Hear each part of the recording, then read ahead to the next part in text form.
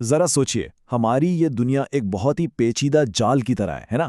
جہاں ایک ملک کا کوئی بھی فیصلہ کسی دوسرے ملک پر اثر ڈالتا ہے۔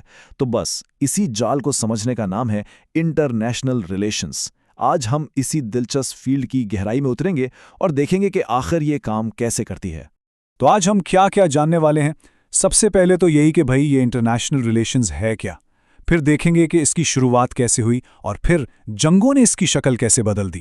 اس کے بعد آج کل اس کا دائرہ کار کیا ہے یہ سمجھیں گے، اور آخر میں اس دلچسپ سوال کا جواب ڈھونڈیں گے کہ کیا یہ واقعی ایک الگ سبجیکٹ ہے بھی یا نہیں۔ چلیں تو پھر شروع کرتے ہیں سب سے بنیادی سوال سے۔ تو آخر یہ انٹرنیشنل ریلیشنز ہیں کیا؟ پہلی نظر میں تو لگتا ہے کہ یہ صرف ملکوں کے آپسی تعلقات کا مطالعہ ہے، لیکن سچ پوچھیں تو اس کی جڑیں بہت گہری ہیں، جو عالمی سیاست سے لے کر ہماری روزمرہ کی زندگی تک ہر چیز کو چھوتی ہیں۔ دیکھیے، آج کے دور میں کوئی بھی ملک ایک الگ تھلگ جزیرے کی طرح نہیں رہ سکتا، بالکل نہیں۔ چاہے وہ تجارت ہو، سیکیورٹی ہو یا ٹیکنالوجی، ہر ملک کسی نہ کسی طرح دوسروں پر انحصار کرتا ہے، اور اسی باہمی انحصار کو کہتے ہیں انٹرڈیپینڈنس۔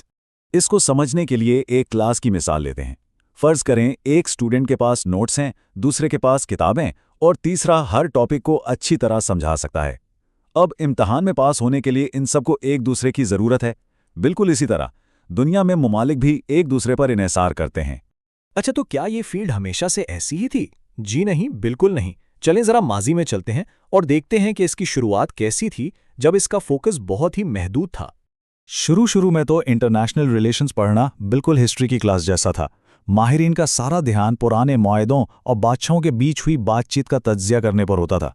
آج کے جو بڑے مسئلے ہیں جیسے کلائمیٹ چینج یا گلوبل اکانومی، وہ تو ان کے ریڈار پر تھے ہی نہیں۔ لیکن پھر 20ویں صدی میں کچھ ایسے بڑے عالمی واقعات ہوئے جنہوں نے اس تعلیمی شعبے کو ہمیشہ کے لیے بدل کر رکھ دیا۔ اور پھر سب کچھ بدل گیا۔ 20ویں صدی کے جنگوں نے خاص طور پر اس فیلڈ کا نقشہ ہی بدل دیا۔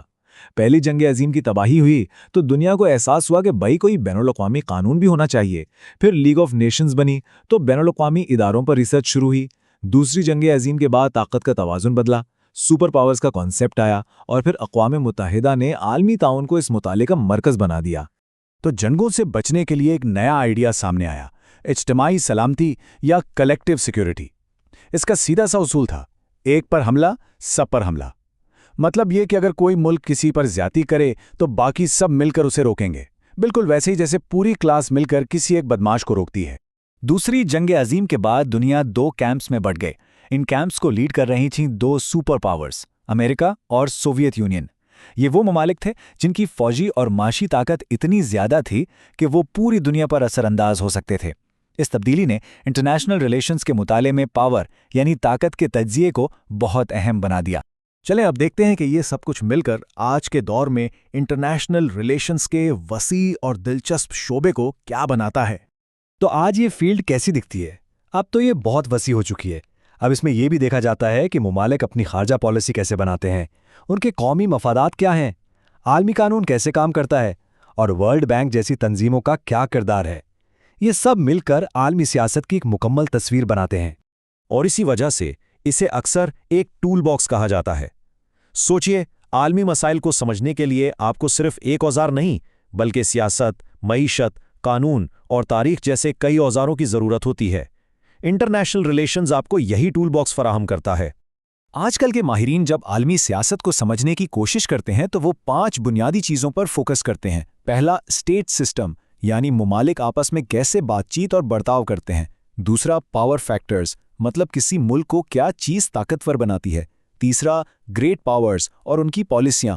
چوتھا، حالیہ تاریخ، جو موجودہ جھگڑوں کو سمجھنے میں مدد دیتی ہے۔ اور پانچواں، ورلڈ آرڈر، یعنی وہ ان لکھے اصول جو دنیا کو چلاتے ہیں۔ اب آتے ہیں ایک بہت ہی دلچسپ علمی بحث پر جو انٹرنیشنل ریلیشنز کی اپنی پہچان کے بارے میں ہے۔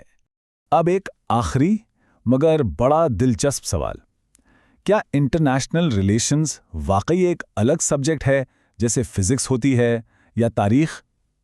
یہ سوال خود ماہرین کے درمیان بھی ایک بڑی بحث کا موضوع ہے۔ اس کو سمجھنے کے لیے فروٹ سالاد کی مثال بہت اچھی ہے۔ سوچئے کہ انٹرنیشنل ریلیشنز خود کوئی ایک پھل نہیں ہے، بلکہ یہ سیاست، معیشت، تاریخ، قانون اور جغرافیہ جیسے بہت سے الگ الگ پھلوں سے مل کے بنا ایک سالاد ہے۔ تو اصل بات یہ ہے کہ اس کی سب سے بڑی طاقت ہی یہی ہے کہ یہ مختلف شعبوں سے علم لے کر ایک بڑی اور واضح تصویر بناتا ہے۔ جیسا کہ ایک اسکالر ایلفریڈ زمرن نے کیا خوب کہا تھا کہ یہ ایک مضمون نہیں بلکہ مضامین کا ایک بنڈل ہے۔ تو ہم نے دیکھا کہ انٹرنیشنل ریلیشنز کا سفر کہاں سے شروع ہوا، صرف پرانے معاہدوں کو پڑھنے سے، اور آج یہ عالمی نظام کو سمجھنے کے لیے ایک ضروری علم بن گیا ہے۔ یہ صرف ایک تعلیمی مضمون نہیں بلکہ یہ ہمیں وہ سمجھ بوجھ دیتا ہے جس سے ہم ایک زیادہ پرامن اور مستحکم دنیا کی طرف بڑھ سکتے ہیں۔ اور آخر میں ایک سوال جو سوچنے پر مجبور کرتا ہے، آج کی اس دنیا میں جہاں سب کچھ ایک دوسرے سے اتنا جڑا ہوا ہے، کیا کوئی بھی ملک سچ میں اکیلا کھڑا رہ سکتا ہے؟